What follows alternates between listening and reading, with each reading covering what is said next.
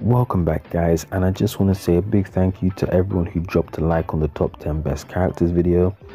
I will be answering some of your comments and doing way more videos like that, so just wanted to say thank you all for that. In this video though, we are going to be looking at Unohana's level 100 Kido. My throat is very sore, but I really want to talk about this Kido as I think it's pretty interesting and awkward at the same time. So without further ado, let's jump right into it and see what the Kido is saying. So, after a skill attack hits a target, there is a 5% chance to increase your endurance to the limit. Attack power increases by 40%, defense power increases by 20%, but skills cannot be used. This lasts for 10 seconds. Now, the best way for me to break down this Kido for you guys is just to show some gameplay clips of the Kido actually activating and me just give you my thoughts on it really. And I think the first thing I need to say is I'll point out the positives, I guess. Obviously, the buffs are pretty good. An endurance buff to the limit basically means you're getting maximum endurance, which is very nice. Something TSI doesn't even get, so that's a nice touch. 40% attack power increase. That's good. That's equivalent to basically True Ichigo stacking his 80 Kido 40 times. Just the attack power part. So just to give some comparison, a 20% defense increase, nice, but skills cannot be used, and this lasts for 10 seconds.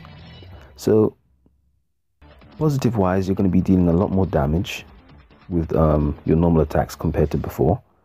You're not going to be getting staggered, and your defense is going to be increased. Now, I know that sounded like I was struggling to say a lot of good things about the Kido, and the main reason for that is because of how Unohana is built at the moment. Unohana is basically a healer. Although she only has one healing move, she is still classified as a healer or a support, however you want to look at it. And this Kido, at the moment, in my opinion at least, after testing it and looking at it and, you know, really breaking it down, this Kido affects her negatively in my opinion. And the reason for that is simple. You do not want to be silencing yourself when your main purpose is to heal and your damage isn't that great anyway. You want to be using as many moves as possible regardless of how low the skill damage multipliers are on those moves. It's better than using no moves at all. So that's my first real kind of dig at this Kido. That's my first real kind of negative aspect from this Kido, and it really does affect Unohana. I mean, she could be dealing more damage. Her third has a decent-ish area of effect range. I mean, it's nothing crazy. It's okay, but it can still help with, you know, CC and stuff. And having that move on silence, not being able to use it, isn't very helpful. Her first is horrible anyway, but damage is damage regardless. So there's that. And I think that's the main negative aspect. So the positive aspect is obviously the buffs that you get. The negative aspect is that to get those buffs, you have to silence yourself. And silencing Unohana at the moment, at this point in time of the game, is not a good thing at all. You want Unohana to be using as many skills as possible, or skills as soon as they're off cooldown. And not being able to do that is going to affect you negatively.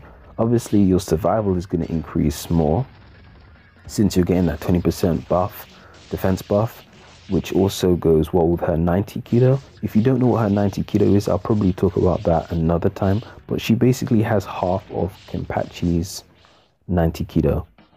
So Kenpachi gets the healing part. She just gets the damage reduction and the other part.